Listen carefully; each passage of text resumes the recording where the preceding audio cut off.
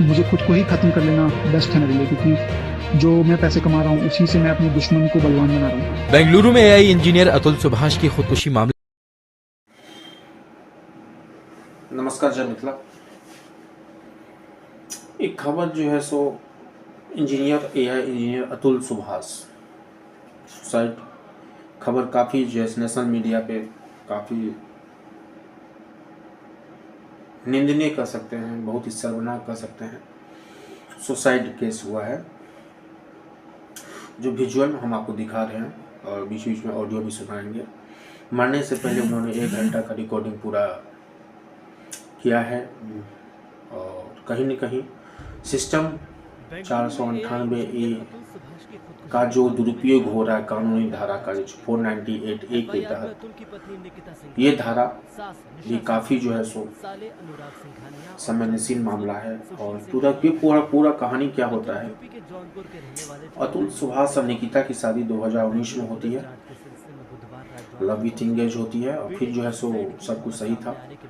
फिर किसी कारणवश जो है सो कुछ मिसअंडरस्टैंडिंग के कारण जो है सो फिर वो बेंगलोर में शिफ्ट हो जाते हैं और ये जो है शिफ्ट हो जाते हैं, सुभाष बेंगलोर में शिफ्ट हो जाते हैं। और उसके बाद जो है सो अतुल सुभाष बेंगलोर में शिफ्ट हो जाते हैं और एआई की इंजीनियरिंग में, और निकिता जो है सो अपने फैमिली के साथ दिल्ली में रहती है और अच्छी खासी जॉब करती है। साथ रहना नहीं था, फिर जो है सो अलग होने की बात होती है और अलग होने के बाद दोनों अलग अलग रहते हैं।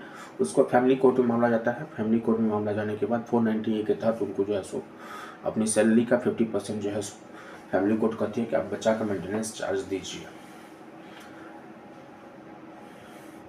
बहुत सारे ये न्यूज़ शॉकिंग है इसलिए क्योंकि अतुल सुभाष जो मरने से पहले 1 घंटा 10 मिनट का जो वीडियो उन्होंने पोस्ट किया है, डाला है, और जो सबूत लगा है 20 पेज का जो सुसाइड नोट लगा है, उसमें कहीं न कहीं भारतीय संविधान की 490A के तहत जो प्रावधान है महिलाओं के प्रति किस रूप से दुरुपयोग किया जा रहा है, पूरा उन्होंने अपनी दर्द बयां की है। किस ढंग से उसको सास ससुर और साले परेशान किया करते थे और रात के अंधेरे में,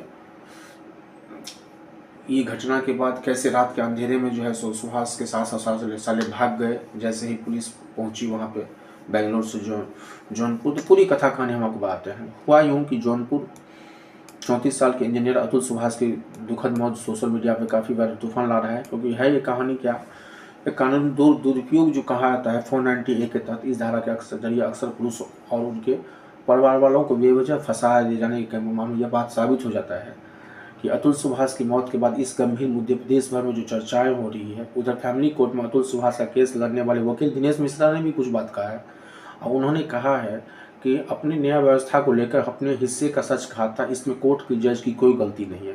क्योंकि अतुल सुभाष जो सुसाइड नोट छोड़े हैं और जो वीडियो उन्होंने छोड़ा है, उसमें कहीं न कहीं 490A के तहत जिस ढंग से भारतीय संविधान में प्रावधान है महिलाओं के लिए, जिस ढंग से महिलाओं अपना इस धारा के तहत यूज़ के तहत जो है किस ढंग से पुरुषों को परेशान किया जा रहा है और लीगल रूप में, तो वकील का कहना है कि अतुल सुभाष जो है सो बेंगलोर में लगभग 84,000 रुपये की सैलरी कमाते थे और फैमिली कोर्ट ने उन्होंने बच्चों के नाम पे 40,000 रुपये प्रति माह गुजारा भत्ता देने का आदेश दिया था।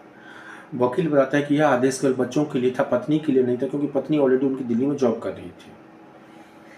अब उनका वकील का यदि कहना है कि यदि ज़्यादा महसूस होता, रकम ज़्यादा था, तो वो उसको हाई कोर्ट में चुनौती दे सकते थे, लेकिन सुसाइड करना एक सवाल का निशान नहीं है। रिपोर्ट के अनुसार यह है कि अतुल के पास बेंगलोर में किराए सहित अपने परिवार के भरण पोषण के लिए 44,000 रुपये बचते थे। वकील ने कहा कि चूंकि उनकी पत्नी वेल सेटल थी, उसकी अच्छी कमाई थी, इसलिए अदालत ने अलग रह रही पत्नी के लिए कोई भरण पोषण का आदेश नहीं दिया। ये उनके वकील का स्टेटमेंट है। परिवार कहाँ है मैं आगे बताऊंगा आपको। वकील ने यह भी साफ कर दिया कि आत्महत्या जैसा कदम उठाने से न्याय व्यवस्था को दोषी नहीं ठहराया जा सकता है। कोर्ट ने अपनी प्रक्रिया और कानून के मुताबिक ही फैसला लिया, इसमें किसी भी तरह की गलती नहीं हुई है। दिनेश मिश्रा जो कि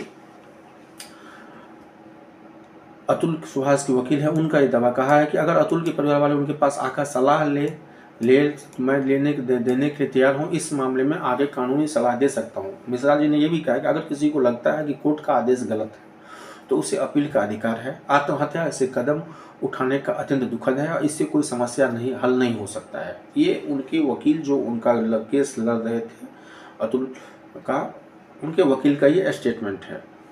जब क्योंकि अतुल ने 9 तारीख को जो वो सुसाइड नोट डेथ किए हैं और डेथ से पहले 20 पेज का उन्होंने सुसाइड नोट लिखा है, जिसमें अपनी सास, अपनी निकिता पत्नी, साला प्लस उनके रिश्तेदार एक हैं, उन पे चचा, दूर के 4 लोगों पे FIR दर्ज हुई है। पैसा अवैध रूप से मंगाने प्लस अवैध रूप से धमकी देने के मामले में। लेकिन सवाल यहाँ पे 2 उठता है दोस्तों। यदि निकिता श्रीवास्तव सक्सेना अलग यदि रखती थी तो दिल्ली में थी, बच्चों के नाम पे जो 40,000 रुपये उनको मिला था कोर्ट से, लेकिन ये भी उस सुसाइड नोट में लिखा हुआ कि उनसे 3 करोड़ रुपये मुआवजा मांगा जा रहा था फुल सेटलमेंट करने के लिए। तो सवाल आखिर यह है कि 498 के तहत प्रावधान दिया जाता है, यदि आप बच्चे आपके साथ नहीं रहते हैं, बच्चे यदि माँ के साथ रहती है तो उसमें 50% आपको जो है सो बच्चे के नाम पे उनको कंपनसेशन देना पड़ता है, जिसका कंपनसेशन का वकील साहब ने जिक्र भी किया है। मैंने बताया था पहले आपको 84,000 में 44,000 बचे थे, उनको 40,000 को जुलाई में जो फैमिली कोर्ट ने उनको जो फैसला किया था। लेकिन उनका ये जो ऑडियो और जो वीडियो जो सोशल मीडिया पर वायरल हो रहा है उसमें काफ़ी संगीन मामला है कि किस ढंग से फैमिली कोर्ट ने भी उनको जो है सो मजाक उड़ाया। फैमिली कोर्ट से लेके जज तक उनकी बातों को किस ढंग से नहीं रखा। उनको अपने आप को समझ सकते हैं सुसाइड टू मर्डर कर सकते हैं, ये एक टाइप मर्डर ही कहा जा सकता है, सुसाइड नहीं कहा सकता, क्योंकि उस ढंग से उनको उकसाया गया कि आज अतुल हम लोगों के बीच नहीं है। तो सवाल यहाँ पे 2 उठता है, क्या हम लोग भारतीय न्याय व्यवस्था 498 इतना जटिल हो गया है कि किस ढंग से महिलाएं इस रूप को जो है सो इस ढंग से अपनी बातों को रखते हैं। साथ साथ ये भी हम लोग कह सकते हैं कि जिस ढंग से उस 498 के तहत जो है सो इस केस में यूज हुआ और AI इंजीनियर की हत्या हुई, इससे मालूम पड़ता है कि भारत की न्याय व्यवस्था किस ढंग से है। सोशल मीडिया पे जो वायरल हो रहा है उनका जो लैंग्वेज, उनकी जो बातें, अतुल की पत्नी सास वाले पे FIR दर्ज हुआ है, दोनों चारों फरार हैं। जैसे ही बेंगलोर पुलिस कल जो है सो रात में गई उनको जौनपुर निवास पे, तो उनको जो है सो CCTV फुटेज में जो उनके सास ससुर और उनके घर वाले टोटली ही जो है सो घर से फरार हैं। तो सवाल यह है कि जौनपुर उत्तर प्रदेश की घटना है। अतुल का बैकग्राउंड भी बिहार से ही है। तत्काल वो जॉब कर रहे थे बेंगलुरु में, AI इंजीनियर थे।